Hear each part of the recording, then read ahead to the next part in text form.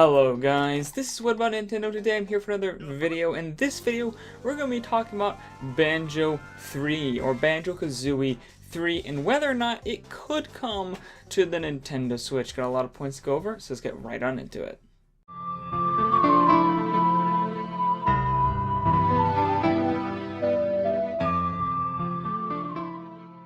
So guys, before we get into this video, make sure to hit that subscribe button and ring that bell icon if you want more Nintendo related videos Monday through Friday. Also comment down below on any reasons you think Banjo 3 should come to the Nintendo Switch. But without further ado, let's get right into it. So obviously Banjo Kazooie 3 is not confirmed to be in the works, but there's been a lot of rumor and speculation that Banjo 3 could be in the making. There's been a lot of different advertisements for the game. A lot of people think Banjo Kazooie is going to make it to Smash, and there's just people have been wanting a Banjo Kazooie 3 for a while. And to all you people out there who's like, we got a Banjo Kazooie 3, it's Banjo Kazooie nuts and bolts. No. That's not Banjo Kazooie 3. That is garbage Kazooie. Nothing. No. I refuse to acknowledge that game as Banjo Kazooie 3. It's not. It's lies. Deceit. But a real Banjo Kazooie 3 may be coming, and people have questioned, would it be on the Nintendo Switch? Some people want it to be on the Nintendo Switch. I would love it if it could be on the Nintendo Switch, but in this video we're going to be talking about why maybe it shouldn't be on the Nintendo Switch, and maybe it should. So first off, let's talk about the points against it being on the Nintendo Switch. First off, the biggest issue is obviously it's a rare IP. And rare IPs are owned by Microsoft, not Nintendo. Nintendo used to own all the rare IPs, or they owned like 49% of the stocks. They were the majority stockholder, and so they pretty much owned the rights to the IP. And not anymore, because they sold all their stock to Microsoft. I don't know whose idea that was, but that was a bad decision. Anyways, it's not owned by Nintendo anymore. So, there you go. Number two, different rare games that have to do with Banjo Kazooie have not made it on to the Nintendo Wii U or Switch or any Nintendo console. Rare Replay has Banjo Kazooie, Banjo Tooie, and Banjo Nuts and Bolts, none of which are on the Switch or the Wii U or any other Nintendo system. In the Banjo Kazooie Nuts and Bolts, a brand new Banjo Kazooie game for the Xbox 360. Did not make it onto a Nintendo platform. So in the past, when Microsoft has dealt with rare games like Banjo Kazooie, they have not put them on to Nintendo consoles. However, there is a point against this point, which is against bringing Banjo Kazooie 3 into the Nintendo Switch, which is, I know, kind of confusing, but hang in there. And that is that back then was a different situation. Microsoft and Nintendo were competing very heavily back in the 360 era when these things came out, and even the beginning of the Xbox One era. Oh my gosh, there's a lot of cars. It's completely threw me off track. However, things have changed. Nintendo and Microsoft are pretty close now. They're not distant competitors by far, and this leads into my for it section of why Banjo Kazooie 3 may make it to the Nintendo Switch. And that is number one, Microsoft and Nintendo are very close at the moment. Right now, Microsoft and Nintendo are best buds. They just be chatting with each other all the time. They ring each other up.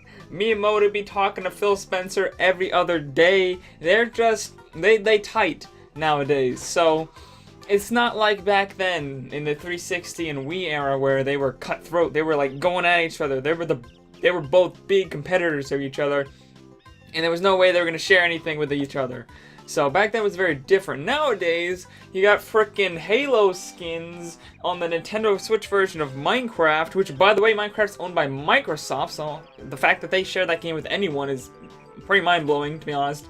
Halo skins are in there, they got Mario skins in there, they got, you freaking have to sign into Xbox Live just to play Minecraft online with your friends on your Nintendo Switch. So like they be close. They're not cutthroat anymore. They're not at each other's necks any longer. They kind of have a good relationship, which may allow them to bring Banjo Kazooie 3 to the Nintendo Switch. Another thing is that Rare themselves said that they were open to having other companies use their IP. Here's a direct quote from Rare. Rare has this 32-year backlog of heritage and IP, and while I wouldn't say we were Disney or even Nintendo or Sega or any other kind of long-term IP stalwarts in our business, people ask us to use stuff. It's absolutely not out of the realm of possibility, but not only does the why have to be right, but the team and the people and the who have to be right. Rare is the guardian of Rare's IP. Who knows what the future holds? So Rare themselves even said that they are willing to let their IPs be used by other companies, perhaps even Nintendo. Perhaps it could make it onto the Nintendo Switch because Nintendo themselves are the ones making it. Perhaps they hire Platonic Games, the people who were the actual creators of Banjo Kazooie. They made Yooka-Laylee recently, which wasn't very good, but it was also very low on budget, and a lot of people did liken it to Banjo Kazooie. So it just, if they had a better budget, I think it might have done better.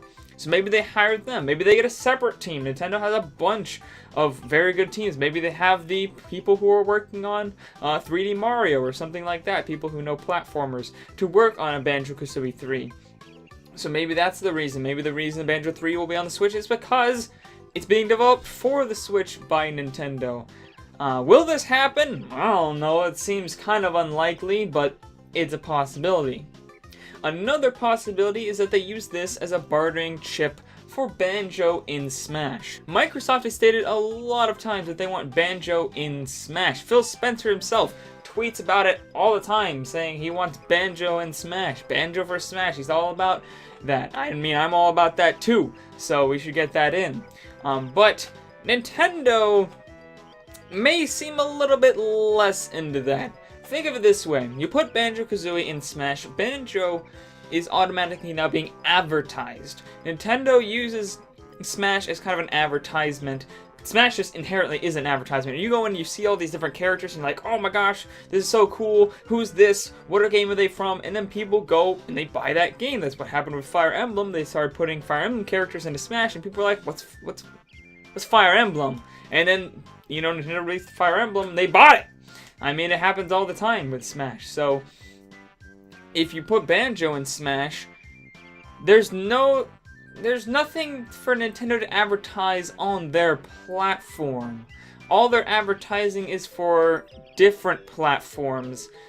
So, all your advertising is for Microsoft. If you put Banjo in Smash, you're not advertising for people to go buy Microsoft's platform. If they want to play Banjo Kazooie and Banjo Tooie and Nuts and Bolts, well, guess what? Those are only available on the Xbox One. In fact, they're not even available on the PC. Most of Xbox One's exclusive are also available on the PC. This is not one of them. This one is not available on the PC. You have to get it on the Xbox One. So automatically, Nintendo is saying, hey guys, go over there and buy an Xbox One. Which is not the best marketing. So maybe they would say, hey, you know, Microsoft, we'll put Banjo in there. We'll give you a bit of advertisement, but we want Banjo Kazooie 3 on our system. But also a co-point to this is that they could just as easily ask for Rare games in the N64 Classic, which would probably be closer because Banjo 3 versus like character in Smash might not be worth it to Microsoft. So who knows if it'd be worth it to Microsoft to trade Banjo Kazooie 3 for a character in Smash. Smash is great advertising, but is it enough to offset that?